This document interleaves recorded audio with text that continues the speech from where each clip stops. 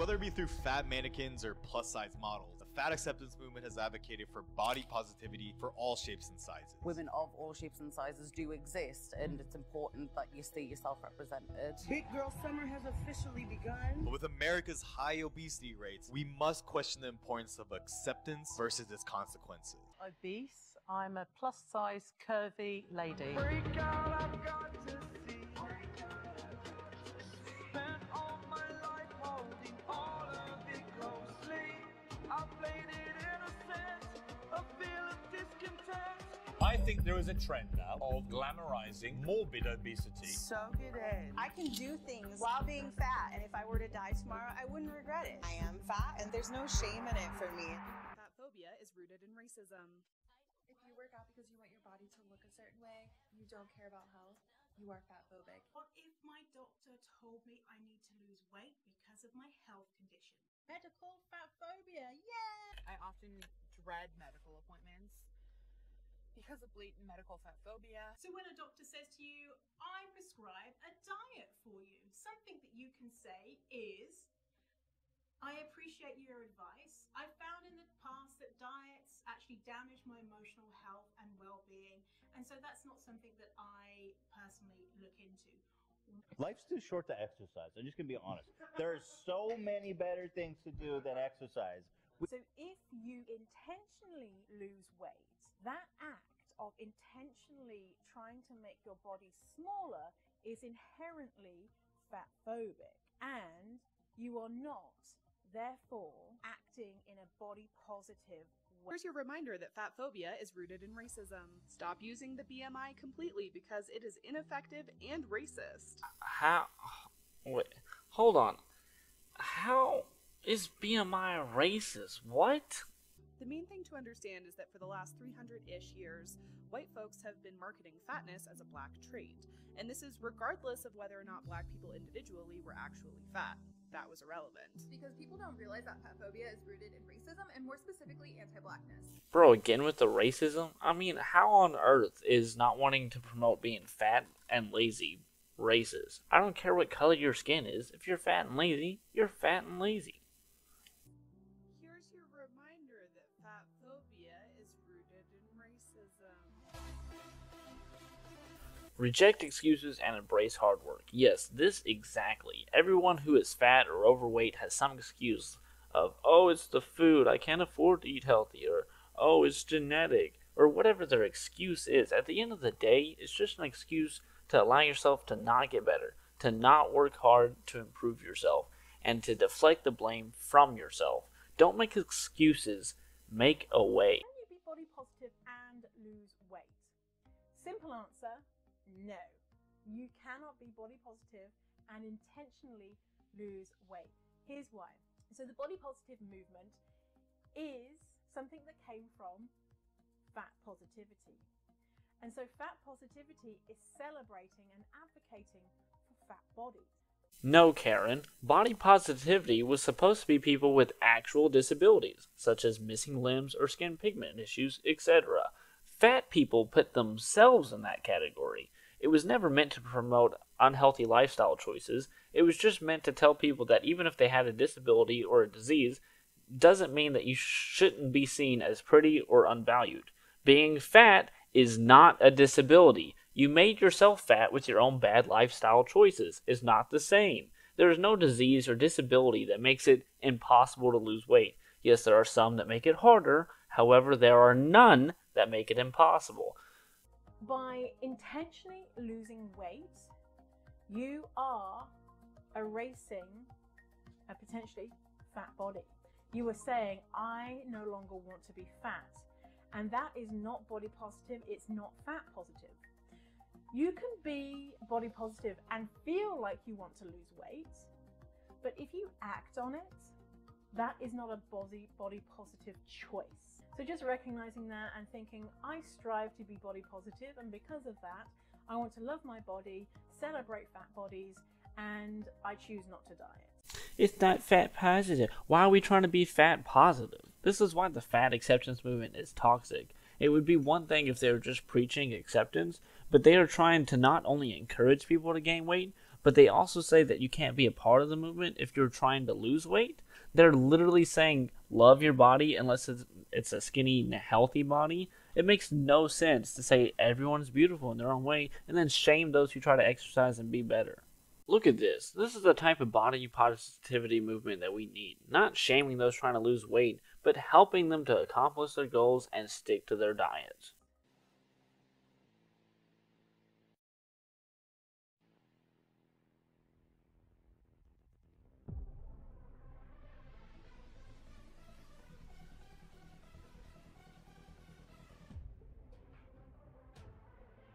Talk about dating preferences. A lot of times when people are asked, why don't you date fat people, trans people, people of color, whatever, they will say, it's just a preference. I'm just not attracted to them. I can't make myself be attracted to someone I'm just not attracted to. Yes, I don't see what's wrong with that. If you don't fit someone's preferences, then find someone whose preferences that you fit. It's not that complicated of an idea. This is literally just the woke version of incels saying that the government should provide them girlfriends. The implication here being that preferences are innate, unchanging, and completely independent of any outside factors or societal norms, and therefore that they are inherently unproblematic. Like, it's not fat phobia, it's just who I am. I can't help it. But I think it's actually a lot more complicated than that. Our desires are not immune to social conditioning. Although, of course, you can't change your sexual orientation, when we see a certain type of body glorified, praised, and labeled as desirable in media, from the time that we can even process those messages, it's not gonna not have an impact on us. Wait, so why is it a preference that cannot be changed when it's someone who is gay, but if I'm only attracted to girls who are thin, well then that is malleable and I should be subjected to some sort of anti-fat phobia conversion therapy? Maybe you are sexually attracted to fat people, but you can't see yourself in a romantic relationship with one because you've never seen that replicated in media. Yes, we need the media's permission to like someone. By the way, what? There was literally a really popular show called Mike and Molly that did just that.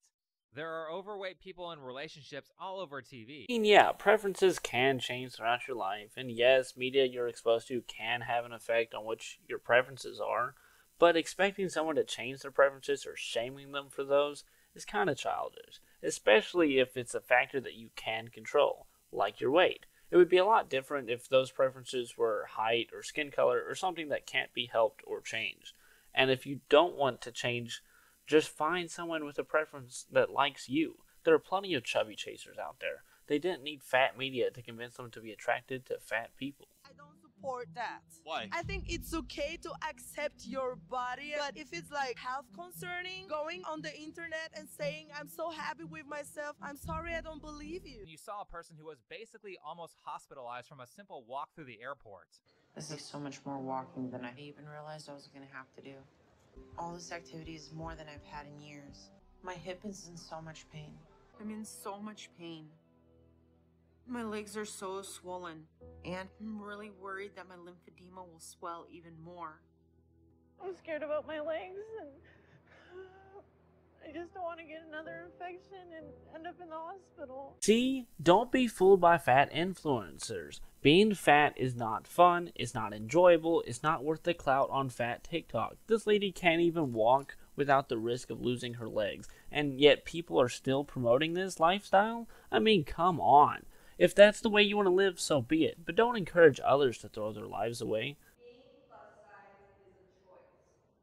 3, 2, 1,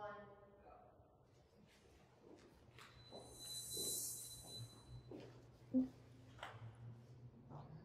I'm only standing on this one and not strongly disagree because some people do like try to be plus size. Like there's like lots of people in the gay community that are called like eaters and feeders, so people do try to be bigger, but I mean, I don't think it's necessarily a choice, so that's the only reason why I'm not strongly disagreeing. You hit the one on the head, yes, I feel that, I feel that. I lost 60 pounds in 6 months. Everyone was so happy for me. I hated myself. I hated the way I looked. I hated why I did, why I exercised, and things like that. And so I made the conscious decision of my parents are not going to be supportive, or maybe they won't like it. My community, the Korean community, is going to be really disappointed that there's a fat Korean walking around the world. But it was a choice for me to say, well, I don't want to work out 8 hours a day, every day, and hate what I look like to be skinnier. So I'm gonna let myself eat more than a quarter cup of white rice today. See, if you notice they all walked over to strongly disagree, it's kind of sad that all these people have been convinced by fat TikTok that you can't change your weight. Yet at the same time, they mention people who intentionally try to gain weight, proving that it is in fact a choice. Now, what the girl was saying with her being comfortable with her weight, I think that's fine. She doesn't look obese to me. However, promoting gaining weight and being obese is where I have an issue. I disagree because I believe in society, especially in America, we have this idea that, oh yeah, all fat people ate themselves that way, that they just sit at home and they're lazy and they don't do anything and they ate themselves that way. But they don't take into account people who have a disease. They don't take into account people who work out and their body is just built that way. So there are all of these other factors that the average person who's judging people don't take into account, and they just look at someone and they say, oh, you're fat and you're not doing anything about it. But I also want to throw out there, like, it is possible that people have eaten themselves to that point, but then you look at, like, why did that happen? Like, there's trauma, there's rough coping mechanisms, there's so many different things that can lead to somebody resorting to that and then eating themselves into this situation. Because I know that's what happened to me. I didn't choose it, but it happened. Honestly, it's kind of sad that all these people are just convinced that, like, they're just born that way. Like, they've explained themselves that, like, you eat that much and that's how you gain that weight. I think it's Bill Burr that says, have you ever tried to get fat? No, because you don't have to. You just sit there and you shovel food in your mouth and you get fat. Whereas if you try to get in shape, you have to constantly work for that. And then they act like it's all just genetics and like, oh, skinny people have skinny privilege or whatever. That's not what it is, bro. You were lazy. You kept eating. You didn't do anything to exercise. And that's how you got fat. It's not a mystery. It's not some disability. You did it to yourself. I've been criticized for my size. 3, 2, 1, go. Come on, everyone. When I first went back to Korea, which is like the country of my parents, and like it was amazing for me, and I was like, wow, I look like everyone else, right? Like, this is my home country. This is supposed to be my place. It's not my place because I'm fat. And so walking down the street, people are like, do you know how easy it is for you to get liposuction here? They won't even scar because they can do it pretty for an Asian person or whatever. My God. I had family said, you know what? We'll fix your ears, we'll fix your nose, we'll fix your eyes, your lips, and all your fat. And that is just, it's mind-boggling to me that you would even think to offer that or think that I dislike my body. And I think that's also the thing. The critique comes from this idea of, you must hate how you look. So let me help you. I think everyone in this entire room has been criticized for their body. Like, it doesn't really matter what size you are. You could be the skinniest girl in the world. You're going to be called like a fat bitch. Like, if you think that this is like exempt from you because we're bigger or we have different body types, like, no. We've all been shamed for our bodies. I think what he's saying here is true. Everyone, regardless of their weight, gets criticized about their bodies. I've been really skinny my entire life, and I've always had people tell me to eat more or squeeze my wrist or poke my ribs, etc. The difference is no one sees these types of comments or actions towards skinny people as rude or harmful. Yet if you made remarks like that towards fat people, you get labeled as fatphobic. It's gotten to the point where the word fat itself is seen as rude, even though that's just a defining attribute such as tall or short. It's become socially normal to make fun of skinny people, but it's taboo to mention someone being fat. People feel that they have the right to come up to you and impose their views onto you about your personal body. The fact that I have rolls on my belly and big thighs doesn't make me any less of a human being. My body is not for you. I didn't ask you. That's it. I want to lose weight. 3, 2, 1, go. That's hard.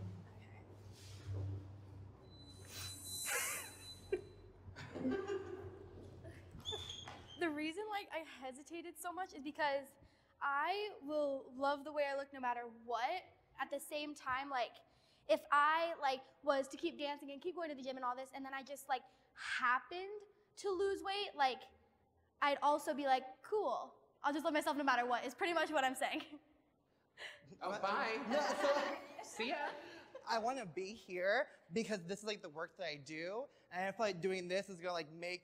I feel like being here, someone's gonna say something to me and be like, "Oh, like you aren't for body positivity, you aren't for fat activism, you aren't for liberation." But like that has nothing to do with anybody else besides me. I think like if I this and I'm not being honest with myself and saying like, you know what, sometimes I do think about losing weight because I do, and like everyone does. This is so sad that he's scared to even say that he wants to lose weight because he fears the shame from the fat community.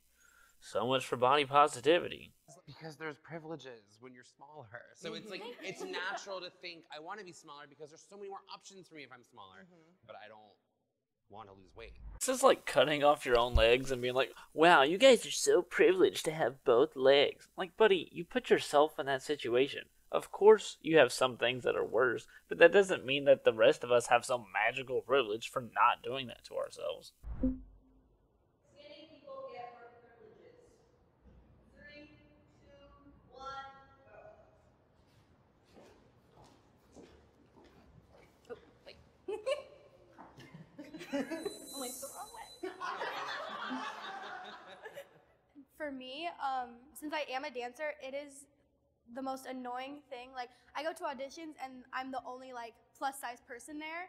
And literally, if you go to a concert and see an artist, you will like never see someone that looks like me dancing back up for like Chris Brown.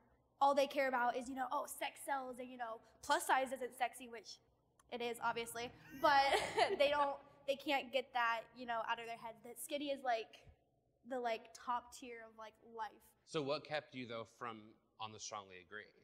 I don't really know. I just felt like it was like, it's like a big choice. The world is created with smaller bodies in mind. Like everything we experience, when you sit in a folding chair, when you go on an airplane, when you go to the movie theater, and the unfortunate truth is our population is not that small. So just like organically speaking, smaller people have bigger privileges because the world is designed like for them. Not really a privilege if anyone can get it. If you want those so-called privileges, just lose the weight. Of course the world is built for smaller people. Obesity is a newer problem, mostly in America, and since there are more skinny people than there are fat people, it doesn't really make businesses much money to build things specifically for fat people. However, since obesity is rising, the need for accommodations for fat people is rising as well. So I'm sure we will see more accommodations for fat people in the future. I had to quit a whole career because of my size. Like, I got my first degree in musical theater performance. I was ready to go to Broadway. And then through college, I gained 65 pounds. And not only did I watch my professors lose interest in me, but I watched casting people lose interest in me. And that's how I ended up in education, because I want to teach that that's not okay. You can. Wow, it sounds like she threw her own life away and didn't even learn anything from it. I love my body. 3, 2, 1, go.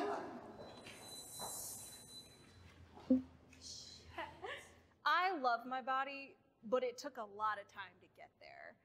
When I graduated college and I was in like the biggest place that I've ever been, I was in a depression that I can't even like begin to explain about it. And then when I went off to grad school, I was like, something has to change. New city, new me. And so I got up every morning and I looked in the mirror and I was like, what can I like about myself today? And I learned how to just love every little part of me, because it is mine. It belongs to me. And if I don't love it, who is going to? So what keeps you there? That it took so much time to get there. In being plus size, I don't love it. I don't hate it. It's here for me, and it's got me this far. It's sabotaged me in a lot of ways, and that's its own journey. I just think for like a lot of like younger folks, like when I was your age or younger, people said either hate your body or love your body. I wasn't either way, and I was in the middle, and so you feel so stuck, and so you feel so alone. And it's this idea of it's okay if you don't love your body. It's okay if you're not obsessed with it. Just be kind to yourself, and that's good enough. If you can be kind to your best friend, you can be kind to yourself, and so that is why I am here. every morning I'll wake up and I will like get out of bed and I'll look in the mirror and I'll literally just like, I'll rub like my chest, like rub my stomach, I'll like shake my ass, like touch my thighs, and like I want to like shower myself with love every day. And that's like really important to me, to give myself the time to be like, oh, I appreciate my body for what it does for me. Like, do I want to change? Sometimes, sure. Will it? Maybe it will, maybe it won't. But like, at the end of the day, like, I will love it regardless because it is like a home for me and my soul. It's funny how they all said that they wanted to lose weight, yet all of them said that they were happy with their bodies. It seems to me like maybe they need to be more realistic with themselves about what they really want. They want to lose weight and yet don't have the motivation to do it. Whether it's because of the praise they get online or the fear of being outcasted by fat TikTok, I'm not sure. But it's sad that all these people want to change, except for the Korean girl, but are too caught up inside fake body positivity to better themselves. Real body positivity is helping others be the best versions of themselves and not promoting unhealthy lifestyles. You wouldn't tell a heroin addict that they're living their best life. You would want to help them stop from living an unhealthy lifestyle. It's the same concept. Our food environment doesn't match what humans are meant to eat. A lot of people don't even know what processed foods are. Every system is built on these food lies because it makes them money. It's the profits in the processing. Cheap processed food made corn, wheat, soy, like chicken nuggets, ready-to-go meals, like huge profit market. You grow meat, fish, eggs, vegetables. There's not a lot of profit margin there. The big processed food companies, they have all the money. Now they can do lobbying, marketing. Most of the industry research out there is funded by these big food companies. I find something very disturbing about that. And when most of our food system is producing processed foods, we become so accustomed to the effects that we don't even realize it until we go somewhere else. For the past 10 days, I've been in Italy and I've eaten nothing but meat, cheese, pasta, and pizza. And you know what? I felt fantastic. I ate like absolute shit and didn't work out, and I never felt healthier. It turns out the EU has way stricter food regulations than the US. They don't allow as many preservatives, additives, or GMOs. I think we're literally eating poison here. And with our system incentivizing providers to treat illnesses and diseases rather than prevention,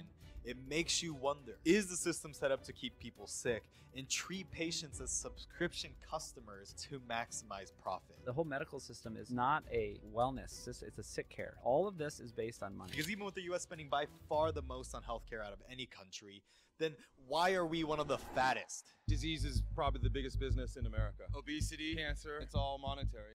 Like everything else in America, the entire movement is about money. Just like BLM taking advantage of people to get money, the fat acceptance movement is no different. It started by food production companies to increase their profit margin.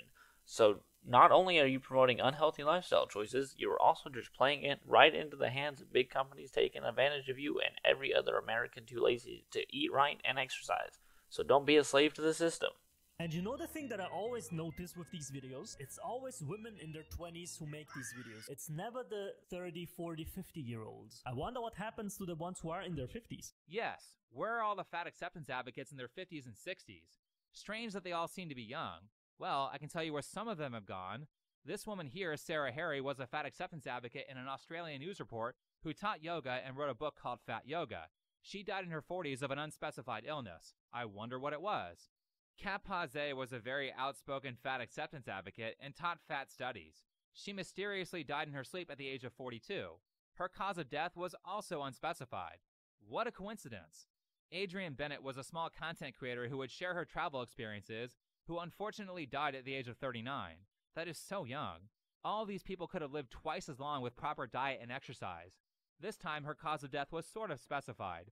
A GoFundMe said that she was hospitalized for blood clots in her lungs and was released, but later was found unresponsive, which for those of you who don't have any medical training, means that she was unconscious and would not respond when people tried to wake her. And then she passed in the hospital a few days later. Rest in peace. Last, there is Jamie Lopez. Apparently she dropped down from 800 pounds to 400 pounds, which is amazing, but later died of a heart attack at only 37 years old. And keep in mind, these are just the ones we're hearing about. Who knows how many people who would have gotten better have died because they were tricked into believing this ideology from activists. They were tricked into believing that being 350 pounds is healthy. The funny thing is, and here's something I just found out, is that there are fat acceptance podcasts, and some of the people who promote this stuff are so evil that they'll say this. I've had to say to my manager that if I ever die of diabetes or heart disease or cancer, I'm gonna have to just have him throw me out in front of a bus. So there's too many people who would be like, "Told you so." Like, oh shit. Oh yeah. Yeah, Oh, totally. shit. My last words will be, "It's not fat related." Totally. You mean that you're so hell-bent on not being wrong that you would rob people of information that led to your demise just so you'll look good? Again, how are these people caring and empathetic? They sound like they're in a cult. And don't forget how poorly they treated Adele when she lost weight. They threw her under the bus when she decided to get healthy. Also, this person. I actually feel kind of guilty for being a part of this movement. I see a lot of fat girls who gain a lot of weight from being caught up in this movement and turning around 5, 6, 7 years later talking about, damn, I let my health go. I got this problem now. I'm 400 pounds. I can't do this. I can't do that. Because when you're in your 20s, you think that life is just rainbows and candy. You don't even think about the future.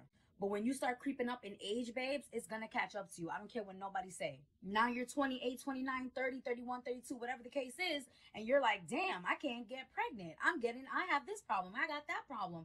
The problems creep up, babe. And the reality is loving yourself also includes taking care of your body. But let's be fucking for real. Health is real. Organs failing is real. Diabetes, heart disease, all that is real, okay? So to the younger girls, the younger generation, take care of your health. It's not fat phobic to take care of your health. It's not a joke. And I'm saying this out of love, not out of self-hate. They harassed this person so much for trying to warn young people about the health issues of obesity that she deleted the video. I yet again do not get how you come off as the compassionate one when you lead a harassment campaign against someone who is trying to help people. And honestly, these people always want to talk about how certain words should be used to save everyone's feelings, when in reality, they only care about feelings when it's something that makes them look bad. Did they care about how Gabby felt when they harassed her? Did they care about how Adele felt when they harassed her as well? No, they didn't. You guys don't care. You're not compassionate. You don't have empathy for other people's experiences. You're just a bunch of sociopaths who only care about yourselves, and worse, you are actively stopping people who need help from getting better. That's evil. I think he put it pretty well. At the end of the day, everyone promoting fatness is either just trying to get you to be as miserable as them, or they are just brainwashed by the movement to legitimately believe that there are no health issues that come with being overweight, when the reality is being overweight increases your chances of liver disease, heart disease, blood clots, and lowers your immune system to make you more susceptible to diseases. You're being lied to. Wake up.